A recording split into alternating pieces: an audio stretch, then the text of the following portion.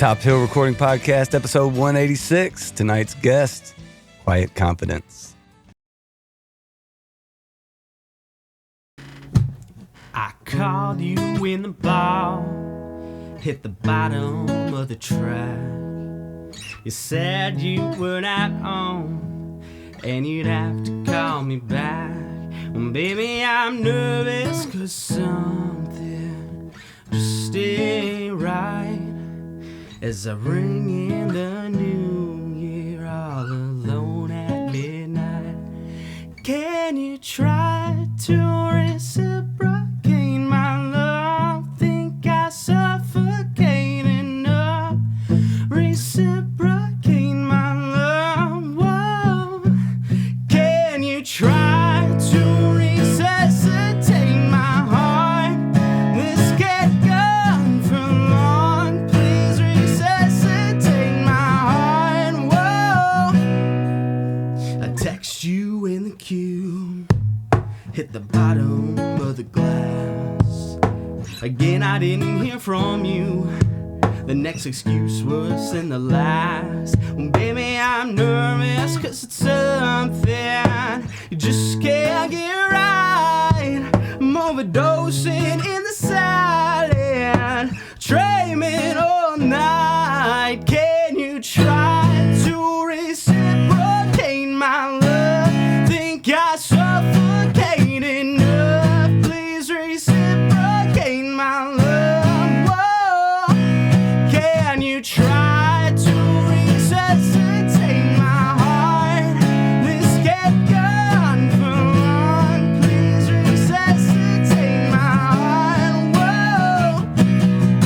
It's never enough to have to finish what you came for. Wait for the shot, 'cause I lay colder on the stone floor. It's never enough, have to finish what you came for. What you came for.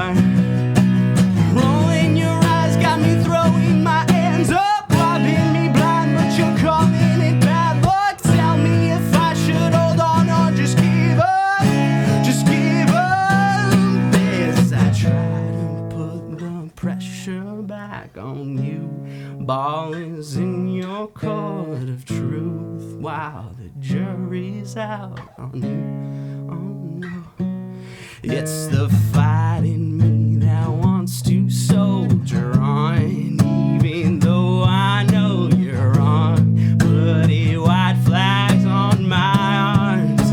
Oh, can you try to reciprocate my love? I suffocated, I'm medicated.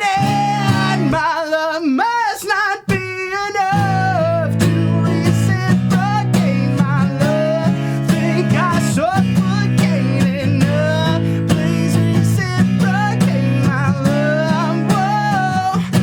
Can you try to resuscitate my heart? This can't go on for long. Please resuscitate me.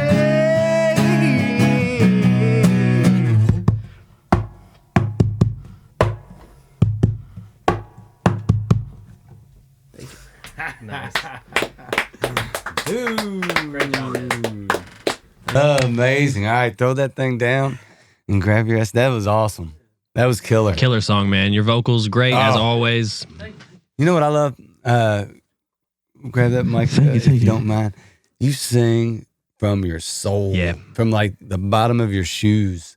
Thank you. And I grew up with actually a neighbor from where we're sitting right now, who that's how he sang. I mean, when he sang, it felt like he was coming from a deeper place than you knew or could understand, you know, if it makes any sense. Oh, it does. And I feel like that's the difference between being like a singer and an artist. There's a lot of people that can sing, but not a lot of people that like really express themselves through their voice. You do a great job, man. Like you really do. It's good to see you again, by the way, too. Yeah, you too. Yeah, thanks for having me on here. This is awesome. Thank you. Yeah, man. What was the name of that tune? Resuscitate. Resuscitate. All right, I'll remember that later. All right, so this is an abnormal night for me. Normally, we start things off, and I ask you the question that if you haven't been here before, which we will do. But before we do that, we were doing something that we never do here, drinking whiskey.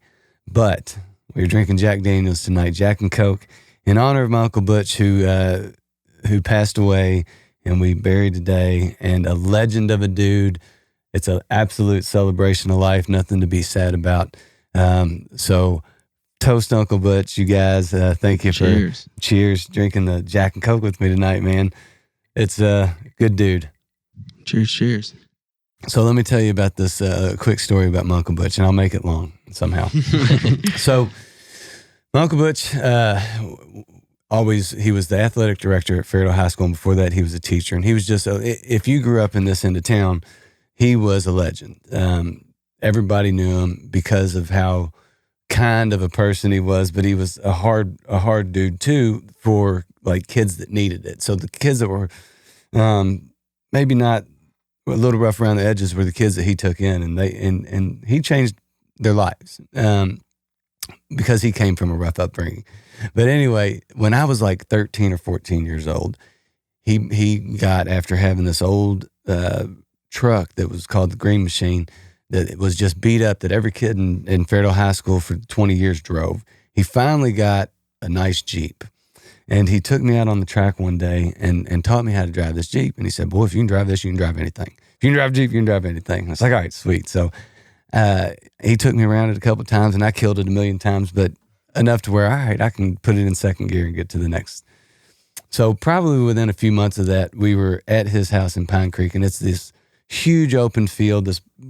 It's just picturesque. There's a creek you drive through, and there's a pond up there and a big field, and they live up this crazy rock winding up on top of this hill, and they got a couple barns. Well, anyway, my cousin Dustin, who was like 5 years older than me, was always that cousin. Yeah, go ahead. And so I'm that cousin. Yeah, we got down to the bottom of where Pine Creek is, and I was like, Dustin, Butch lets me drive this Jeep. He's like, all right, you can drive it. So I'm like, all right, man, sweet. I'm down there driving it, and on the flat part, no big deal. And he's like, all right, let's go up to the top. And I was like, okay. And he's like, just, you can do it. So I'm driving it up, and this is like Easter, man. This is when everybody in our family's there, both the Johnstones, the Greshels, and everybody else that is associated in any way with those families, which it's a massive, big family, because of Butch and his wife, Ramona, my aunt, and the whole family. Anyway, so we're driving up this hill, and we get to the top, and I'm pulling towards the barns, and I go to hit the brake, and I hit the gas, man. I gun it, and I'm going towards the woods on this side. I mean, this is like driving through these woods that we're in, and I pull it back the other way, and as I do, there's a tree, and I hit the front of it, and I bounce off, and I just stop, and it dies right there. And I look up, everybody's looking down, and of course my brother, who's 8 years older than me, and always, kind of tried to keep me in line my whole life. He was there. He was the first one down there. He's like, I can't believe you two, you're idiots. He's yelling at my cousin. He's yelling at me, and just like giving us the what for. And then next thing you know, my Uncle Butch moseys down, walks down. He's Butch, can you believe these idiots? Look at this, a brand new Jeep, man. And he had a big roll bar in the front, so it just pushed it back. It didn't do anything crazy. But as all that was going on, Butch just kind of looked around and went, well, all these trees, and he only hit that one. I say he did pretty good. And that is who he is to me, and just the type of person he was, man. So he, honored to know him, honored to be his nephew. And now that I've said my piece, man, we're going to come back to you. That's awesome. You thought, you're going to get just come down on of what the... Oh, dude. I didn't know what to expect. I didn't know what to expect at all. I thought I was dead. I mean, I was not supposed to be doing anything of the sort. And I deserved to be, but no, that was not him. It taught me a lesson, definitely taught me a lesson that I wish that I could use. I wish I could actually, if that happened, I would go, well, it's right, cool. it's And just I'd be a car. like, fuck. I'd be freaking out. I'd be like, I can't believe. Like, you crashed my beat up 99 Mercedes. Like, fuck, that was $1,200, man. Still, dude, if you wrecked my bike, I'd be pissed. Fuck a bike. Nah. So, man, I guess what we always do here, first question we always start out with when we get into this, especially for first timers, kind of take us back in your life as early as you can remember, and tell us when you knew music was going to be a thing for you, that it just grabbed you and took off. Yeah. That probably, so first kind of music memory was probably 4th grade saxophone. All right. My older brother played saxophone. My uncle played saxophone in grade school, but I did not stick with it. After 4th grade, I was like, nope. Because I was literally watching the girl next to me, and like what she was doing, I did not understand like the notes on the piano or anything. 4th grade, I couldn't conceptualize any of that. So I did not stick with it, and it wasn't until 7th grade that I got a guitar for Christmas rather than GameCube games or something. So I was really mad, but my older brothers also got acoustic guitars, and so we're all sitting around the TV, and we pop in the DVD that came with one of the guitars, like your first lesson. We all were, after 5 minutes, like, our fingers are shot. This is terrible. Nothing sounds like a chord. But my oldest brother played a little bit of guitar, and he picked it up when he was in college. He's like 6 years older than me. And he taught me first songs. And after that, I was like Horse with No Name, I think, is probably the first song that I listened to. And I was like, oh, I can make it sound like the song. And then I was like, well, what if I try this song? What if I try this song? And then after a week, I know like 10 songs and or at least parts of songs. And that feeling of being able to replicate what I hear in whatever, music or my favorite song, that was something that definitely why I stuck with it. Because it doesn't feel like practicing when you're playing, your favorite songs over and over, and just trying to perfect it to get it sound like that. Not like, oh, I gotta do my chords today and my scales today. So definitely non-traditional. So when you were when you did that, there was no like looking at YouTube, any of that? It was literally just listening to it and figuring it out, or was it more? It was YouTube and Ultimate Guitar and tabs and those types of things. And if something was a little bit more tricky, I'd look at it or watch a video on how someone else played it. And so you were digging in. I mean that's digging in. Yeah. Once you start trying to discover, really, I would record like a John Mayer live soundstage or whatever it is, and I would stop and rewind it and see his fingering and be like, oh, okay, I gotta do that lick, pull those things, or those kind of things. However, I had a platform to play out where my Uncle Bob, he would play acoustic songs for hours on end. Just a local pizza shop. I'm from the Chicago area, so okay. So I was up in that area, and I had a place to go perform those songs that I learned and play, second guitar with him, whether it was classic rock songs, Beatles, whatnot, or if it was something that he was like, hey, you should go up and sing and do that song that you just did. I'm like, I don't sing. I can't sing. And that was like a whole other part that took years to come to be comfortable with singing. Like, hey, kid, Uncle Bob needs a break, man. Why don't you go up there and sing some songs for me? He has a tab at the bar. He's trying to spin. That's right. We got some things to take care of real quick. So, that was definitely kind of... And without that, because then I was like, oh, the next time I'll meet him at the Pizza Palace is the name of the place in Elmhurst, Illinois. Like, oh, well, the next Saturday or next month, we'll go and I'll learn a couple songs so that I got to go perform them. If I didn't have those things to, milestones to look forward to the next time to stick with it, Dude, those are hugely important. Yeah. Oh, yeah, for sure. And I know you mentioned like your uncle being supportive, but you also said you got your brothers and everybody got guitars. Are your parents very like into music, or are they just into music? Yes. Yeah, I mean, like, playing. Not playing though. Not anything that they had stuck with and whatnot. But What type of music was going on in the house when you were growing up? What were you hearing as a kid?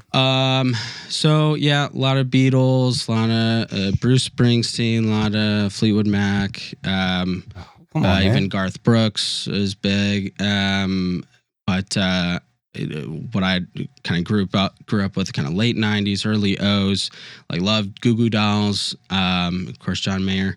Goo Goo Dolls is gonna talk a little bit about learning some of their songs first.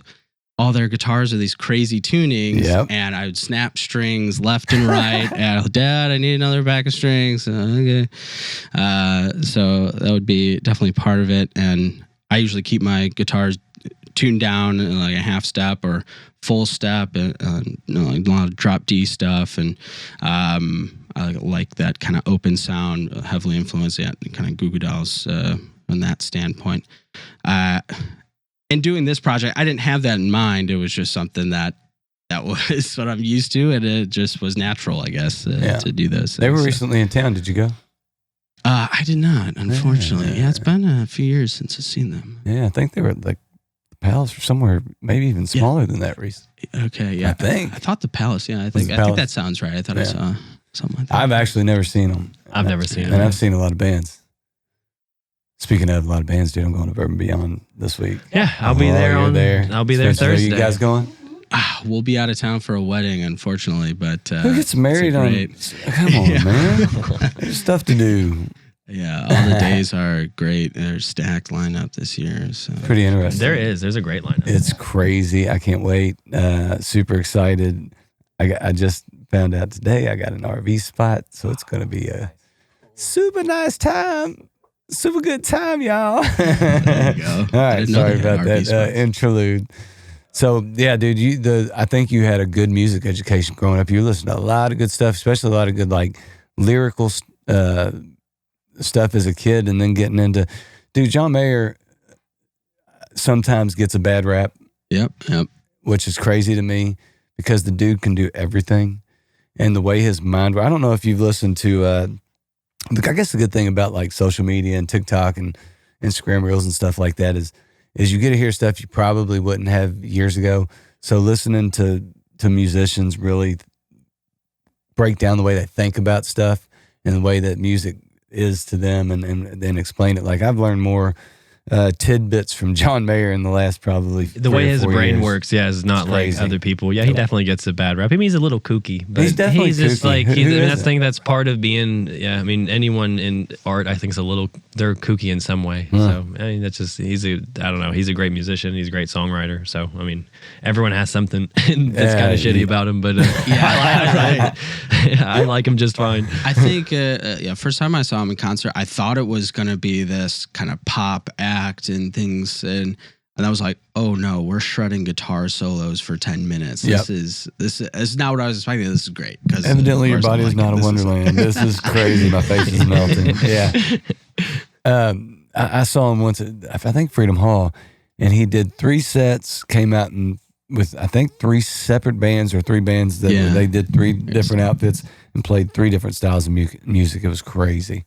It was awesome. That is awesome. It was awesome. I was like, dude, it shows the full on scale of the ability. Yeah, it was and I'm cool. sure that rap set was really good. Well, it was okay. Now, dude, I never thought I'd be talking about John Mayer this long. Sorry. But yeah, as far as like influences, so with my uncle, so in high school, we'd play together, and then we're like, hey, let's just focus on doing just Beatles.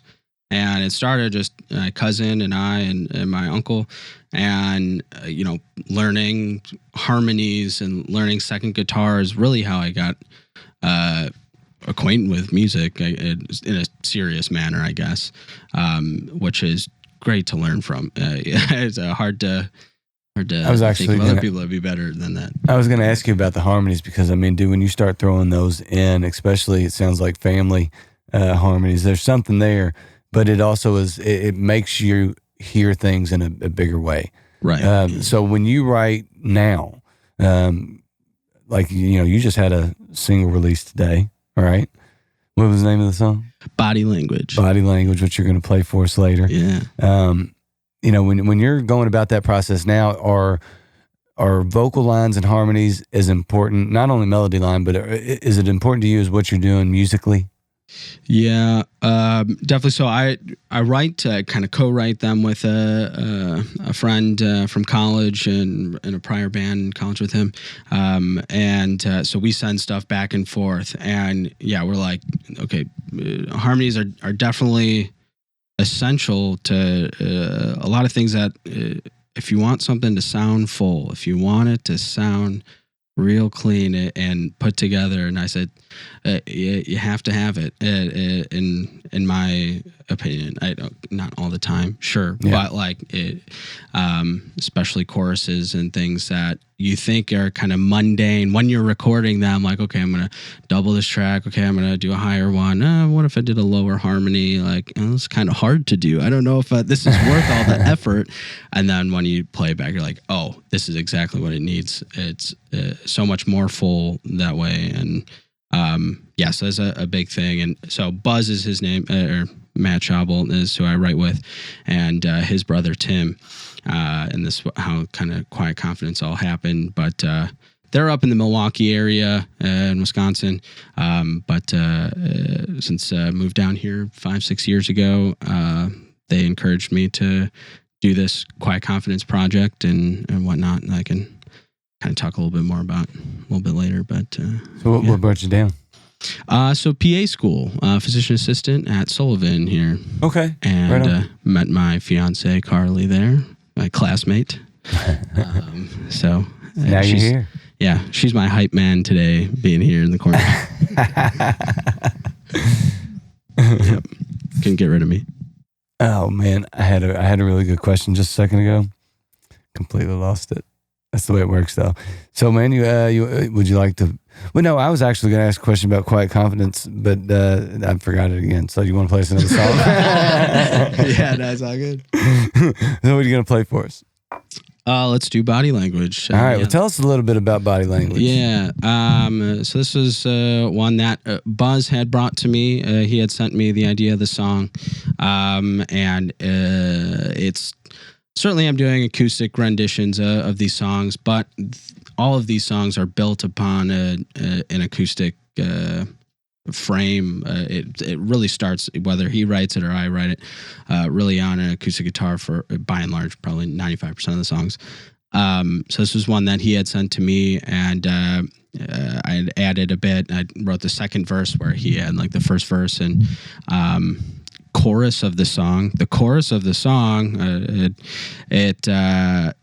to me, we tried to make it feel real big with a whole bunch of harmonies, a whole bunch of things, and to me, I'm like, this is a pre-chorus. This is actually like, I think it's leading up to something, and we didn't really know. We had tried it in different keys and a whole bunch of things, but what's cool in the actual song is there's kind of like a electronic kind of EDM inspired drop, and at the halfway point and at the end, that's a little bit unexpected. So I know I'm doing kind of acoustic renditions of the songs, but it definitely takes a life of its own in the recorded version, and then the live setup too. So nice. Yeah, that's actually what I've got it written down so we don't forget it. But we're going to talk about production here next. Yeah, I was going to say I've told Neil and everybody how good your live show is. I mean, it is. And even Film Delay, when they were in a couple weeks ago, said that you are the same thing I said, which is about the best solo performer you will see anywhere. Awesome. Like the production you put on is not like what anybody else I've seen does. So it's really cool, and I'm excited to hear this song, and then we'll talk a little more about that. Will be cool. That sounds good. Awesome. Cool. Tell me what you want, and I'll tell you what I want. Tell me what you want, and I'll tell you what I need. Tell me all the things trapped inside your head. Tell me with your hands, I just wanna feel you breathe. I don't wanna see tomorrow. I don't wanna sleep. I just wanna read your body language. I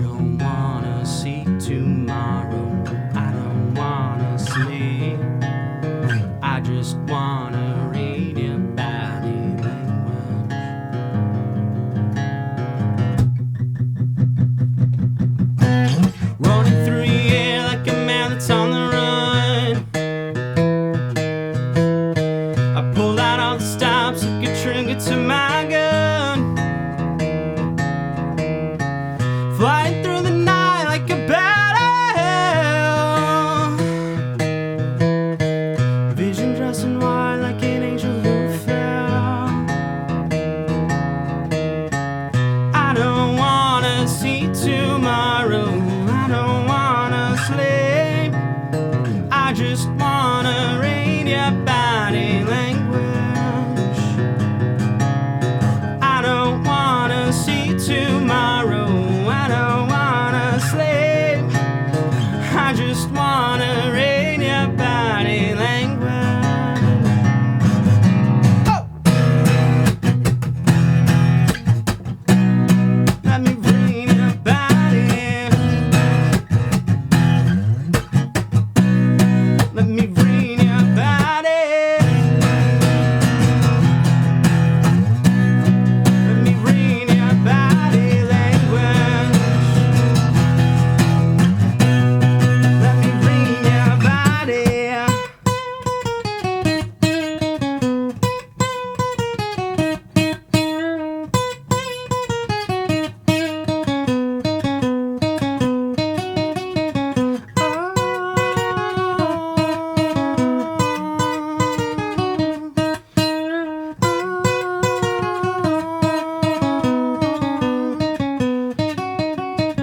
I don't wanna see tomorrow.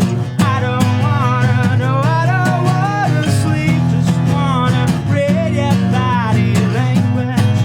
Come on, look close to me. Wanna see tomorrow. I don't wanna know. I don't wanna sleep. Wanna read your body language. Come on, look close to me. Let me read your body. Let me read your body. Let me read your body language. Let me read your body. Yeah. Killer. Man. Another great tune. Another great tune. You can throw it over and grab your SM58 again, man. I might need a refill. I'm getting Thank you, into it. thank you. Jack and Coke's good, man. I think Uncle It Butch is. was on This to is what something. my dad always drinks. So. Jack and Coke. It's been As a long while. as, you know. I guess if as long as you're not one of those people that drink it and like go get in a fight. I'm not that guy. All right, yeah. Fair. So do you do all of your own recording and production? I record guitar. I record my vocals just in my basement, things into Ableton. I'll send those things, a whole bunch of tracks of those. I'll send those to Buzz or Matt and his brother. They'll work on them and send it back to me, and then I'll revise and send things back. So it is back and forth, and then his brother really lines them up, does the dirty work of getting the demos finished, and then we use a guy on Fiverr actually to get things mixed and mastered. Nice. And what? Fiverr. It's like I don't mean to Just interrupt. online. Yeah, it's an online thing. They started with you could get like a poster made or whatever for $5, or like you can find marketing things on there. I have gotten my is it called Canva on Spotify? It's like a moving video thing. I had Fiverr made that for me. I've done For some $5? It's not. It used to started that way, and it's more than that now. It can get depending on what $6? It can be hundreds of dollars depending on what you're doing. You can find people make whole music videos and stuff. It's, Right. Yeah, I did a lyric video for yep. Resuscitate that way. It's a cool thing. You it can was find only cool stuff on there. $200 rather than spending a whole bunch. Yeah. Because that can go real high, which also want to talk about. So that song, I have a music video coming out here in a couple of weeks. That I worked with Mike Thompson. He has done a bunch of music videos for local people, but I found him because he had done a video for Quiet Hollers, I don't know, something like 10 years ago or something. And I always followed him on Instagram and all this. And like one day I'll reach out to him and, when I'm ready. But he was looking to do music videos, and he reached out to me actually and was like, hey, I'm looking to do some videos. And Nice. I'm like, great, that sounds good. And I've got this whole light set up that looks really cool. And I'm excited to release it because he did an amazing job. And all his buddies, Tevin, Misha, and Steven. So they were all great. I actually worked night shift and I had not slept before doing the video. So I was all worried, like, I'm going to look like a zombie in this. But it worked out and he did really good. He actually just sent that to me today. So, so that was really recent that you made that video. Yeah, correct? I just saw it on Instagram, like you posting that you were making the video. Yeah. So that was just a few weeks ago, end of August here. So, how'd that go? Yeah. Like, what was it like to make a video? Videos are always awkward. They're always because you're lip syncing to your song and you're doing it over and over again. And you're like, God, I'm sick of this song. Can we do a different one? Like, why did we pick this one? Like, this is dumb. Like with that problem. So I asked this a second ago, but tell us like a nightmare gig. I know you have a lot of stuff set up. Have we had like a bad gig or just like an interesting or notable one that you'd like to talk about? Yeah, it's only been a handful of gigs so far with the Quiet Confidence setup. I think the last show, one of the lights wasn't working. I think it was green the whole time. It was just like one of the lights. We've troubleshooted it. It works now, but so I'd play cover songs, for years and years, and like when I was in school here, we'd play at O'Shea's, just myself doing cover songs for 3 hours or whatever. I think you guys have talked about this in the past. You guys know it very well. But it's I love doing the cover songs and those gigs, and it gets rowdy at O'Shea's, and it's a fun atmosphere. I do like it. Or even on chill nights and Thursday, you can play more of your deeper cuts, blah, blah, blah. Anyway, where I'm going with this is in college, I would play at Potbelly.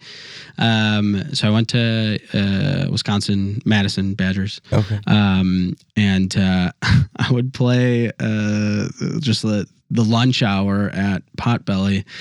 And this older lady went up to, I could see her. She got up out of her chair after she took a bite of her sandwich, goes to the manager, and they talk and blah, blah, blah. The manager looks at me, comes over like, hey, can you actually like stop singing and just strum some chords? The lady over there doesn't want you play. She's not really into it. Oh my God. Kidding me? Like, that guy sucks. Oh no. It's crushing. That guy sucks. You don't say that. You go, you tell that lady, Fuck off. your lunch will be over in no time. And, relax. And was I maybe playing Mr. Brightside a little too aggressive at a lunch hour at Potbelly? Maybe. But maybe that one was on me. But that was a cringe moment for sure. I blame that on the guy.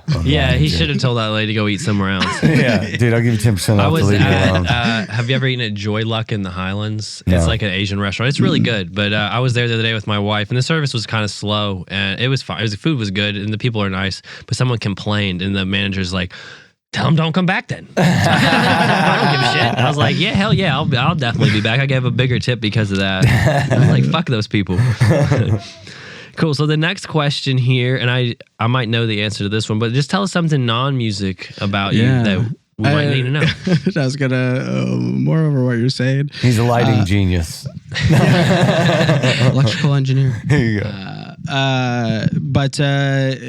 I'm a physician assistant, so PA. I work in the ER up in Southern Indiana, and it's I started in a hospitalist job there, but now I'm in the ER.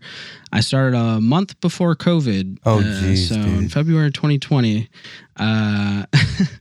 So it was definitely thrown to the wolves there as far as that goes. But I love being a PA. It's very challenging. It's demanding. And on days off, today's a day off, enjoy your Mondays like they're Fridays. Because that's how you have to do it. And my fiance Carly is also in the ER as well.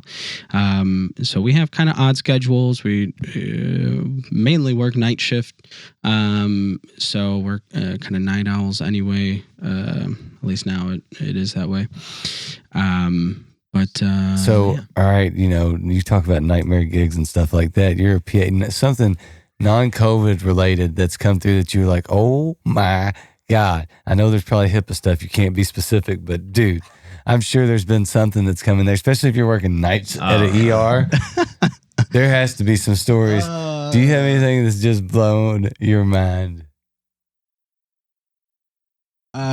Several very rated R things. Perfect. Well, I don't know if you want to be rated R or not, but we're down. Shampoo bottles where they're not supposed to be. That's we're not talking like hotel shampoo bottles either, are we? A little bigger than that. Talking the Costco brand. In bulk. Pantene Pro V, big bottles. Definitely some.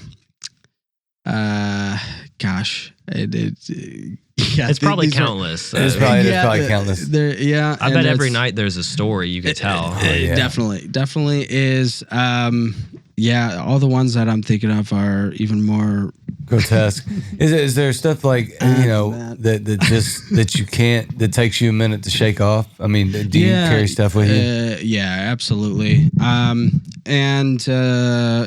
I started, I was doing hospitalists where I would admit people from the ER, so I'd be kind of getting all their things together and get their care going, but I wasn't discharging people. I wasn't sending people home in that role. So now in the ER, you are making that decision of, are they safe to go home? Do they have a plan to have follow-up with whatever they're here for?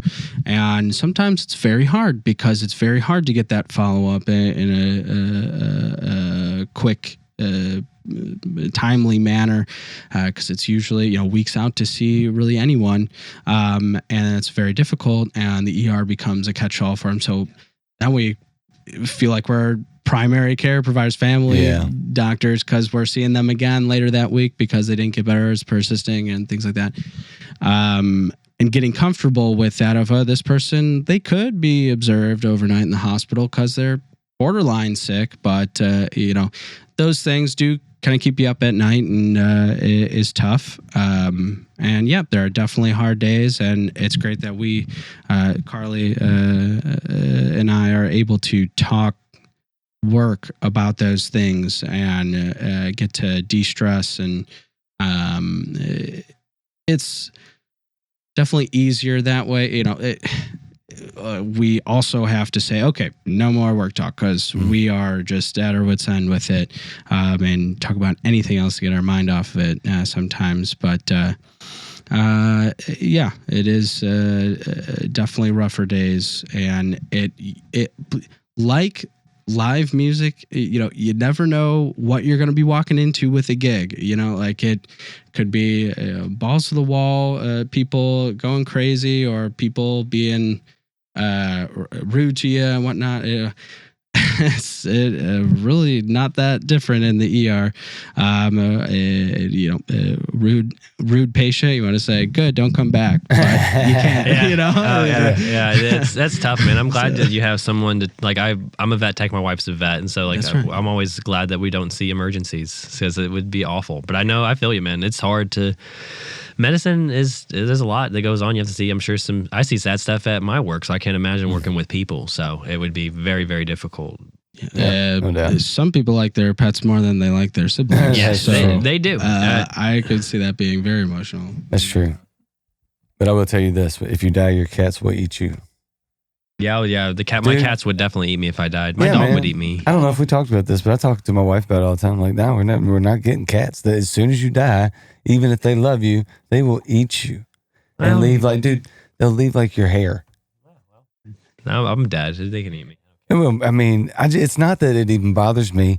It just bothers me to think that I'm going to take care of something that would do that to me.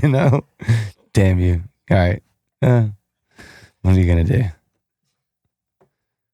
But yeah, so I got one more question, and I know you had a single come out today, so hopefully the answer isn't just you, but who's the last local artist you listened to? Just me, nobody else.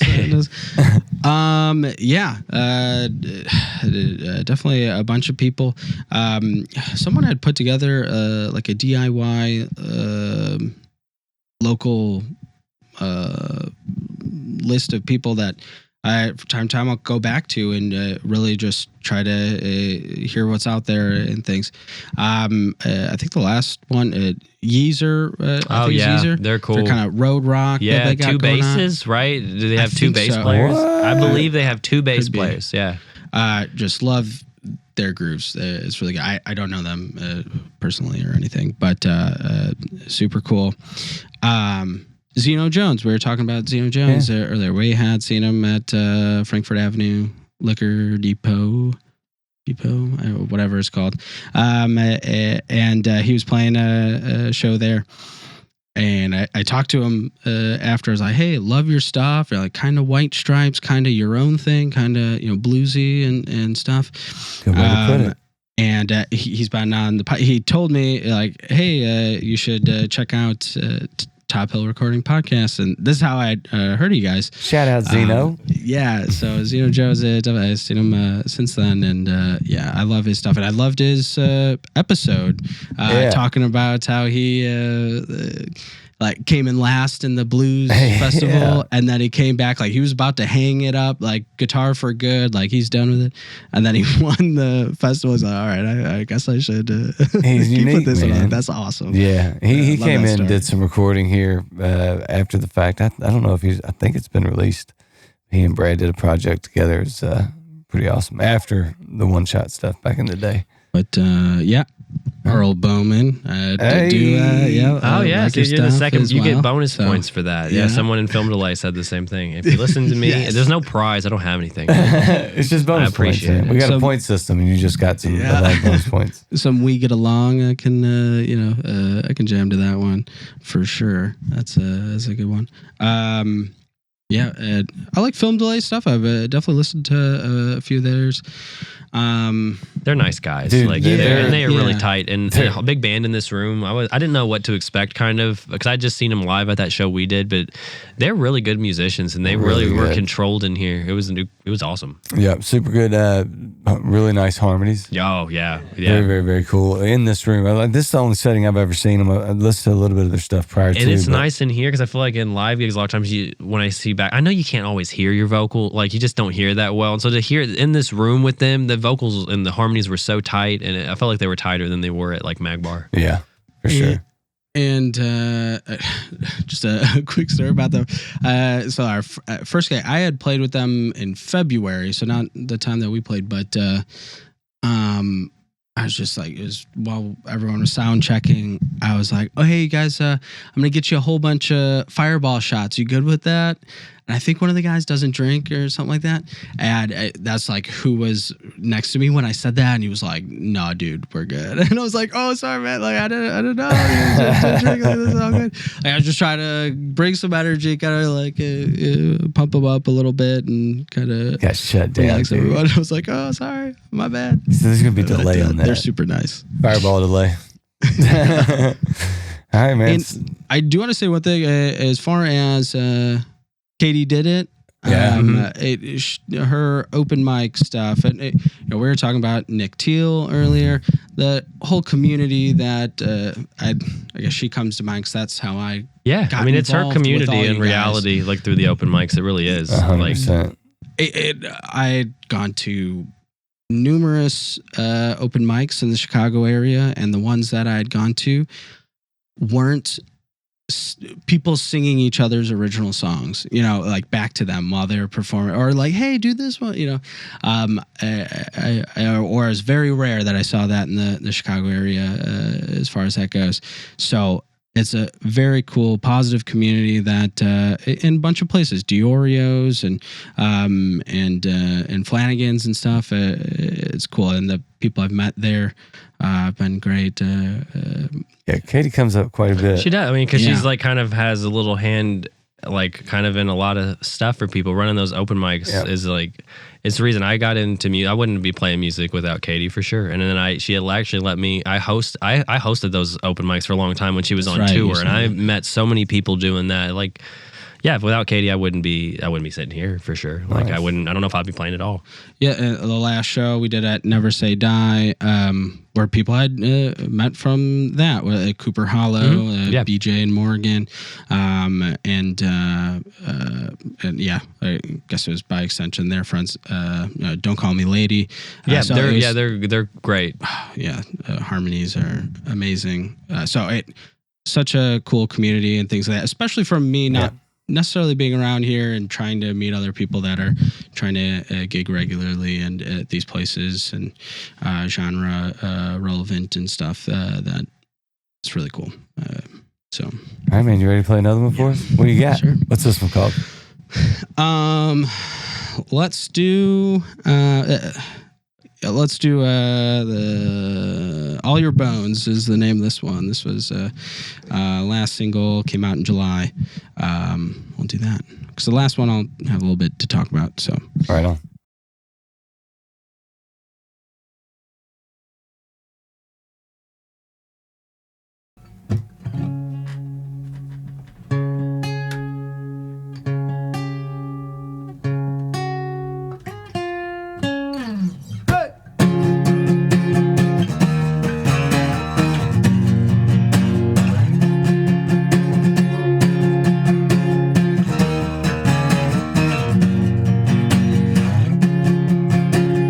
Walking in slow motion, retrace my steps back to your house. Didn't wanna go home, but I ain't got nothing to do anyhow. So call me up, 'cause word is lying, going out on the town. And it's already late, girl, I swear we don't have long. Give me all your bones, give me all your bones in your body. Give me all your bones, give me all your bones in your body. Give me all your bones, give me all your bones in your body.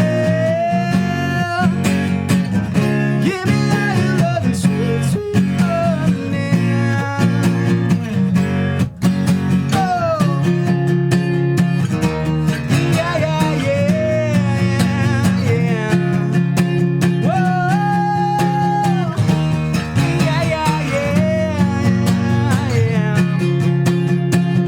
Here we go again, 100 miles an hour, every half an hour, and just feels like there's no time at all. So I say whatever comes to mind, but I'm thinking all the time a little too much about you. And I tend to overthink it, but that's just who I am. So give me all your bones, give me all your bones in your body. Give me all your love and sweet, sweet honey. Give me all your bones, give me all your bones in your body. Give me all your love and sweet, sweet honey. When you feel left out and there's no one around, lean on me, I won't let you down. No, no. Give me all your bones, give me all your bones in your body. Give me all your love and sweet, sweet honey. Sweet, sweet honey. Give me all your bones, give me all your bones in your body. Give me all your love and sweet, sweet, sweet, sweet honey. Yeah. Wow, man. Beautiful. Beautiful. Unbelievable, man. So well, I guess for all the listeners, we'll do this first and then we'll talk about this song, the next song. For all listeners that want to come see you, want to listen to you, want to find you on socials, where should they go? Yeah, Quiet Confidence. Instagram is probably a main focus as far as posting and things like that. Also on Facebook, but otherwise, keep up to date on Spotify. And I'll have a link tree in my bios. Sign up for email lists, a whole bunch of things on there. So. And Mag Bar, November? November 4th. Saturday, November 4th, Mag Bar, yep. No excuse not to be there. It's a daggone Saturday, man. Mag Bar. Unless somebody runs into it and it falls down.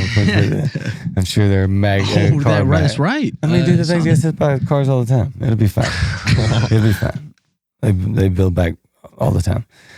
All right, man. So tell me a little bit about this last tune you're going to play us.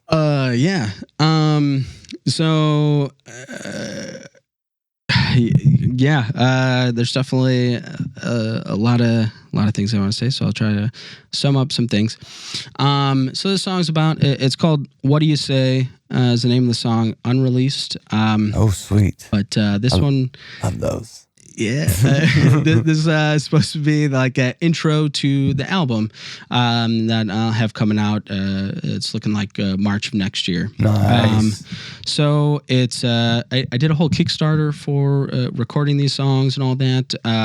You could also find info on that on my link tree and whatnot. But I want to press it to vinyl, the whole album and whatnot. I have way too many vinyls at home, and it's great. I love it. So that was something that was important to me that I want to have at future shows as far as merch and CDs and whatnot, in addition to t-shirts and whatnot.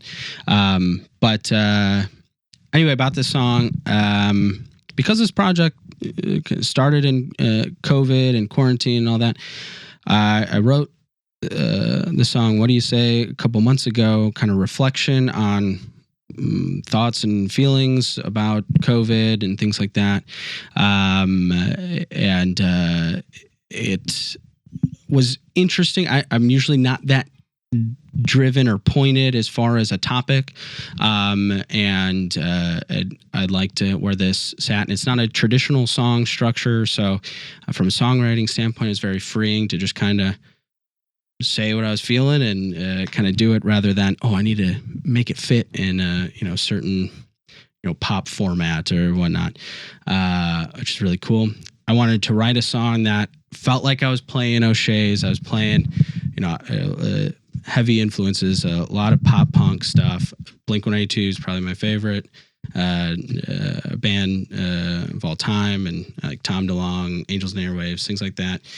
I can play sets of just drop D and just slamming on the guitar of Fall Out Boy and Jimmy Eat World and Yellow Card and stuff. And I love doing those gigs. I wanted to write something that kind of emulated that feeling and kind of freeing when I'm doing Quiet Confidence now. So I think that shines through as well. And as far as influences, the Killers, big influence of mine. Sam's Town was their album that was always in my car, the CD, like it got stuck in the CD changer. So I just listened to it on repeat all the time.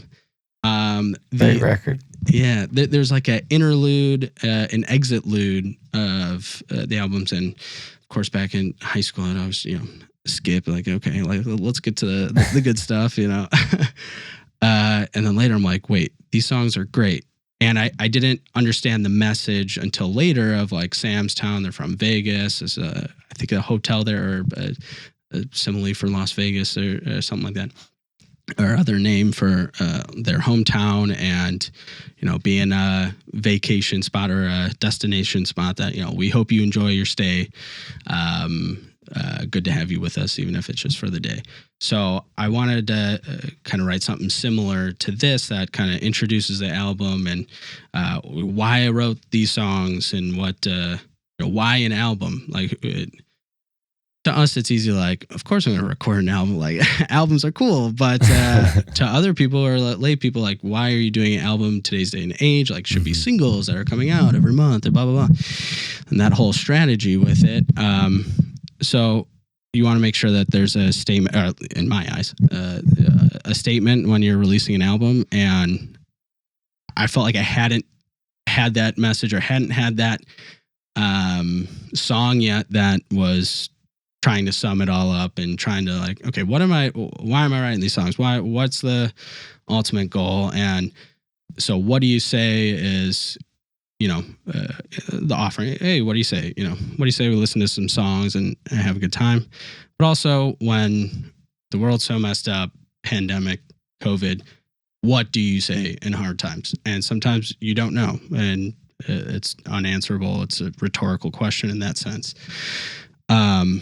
So it's kind of a double meaning, a song title. And I thought that was cool, I guess. What do you say when time is still and a road are the words that time could kill? So what do you say?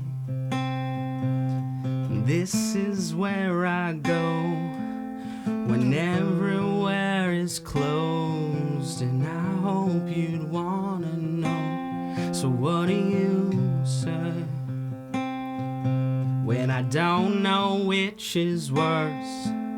They sold some good news like they know what it's worth. So what do you say?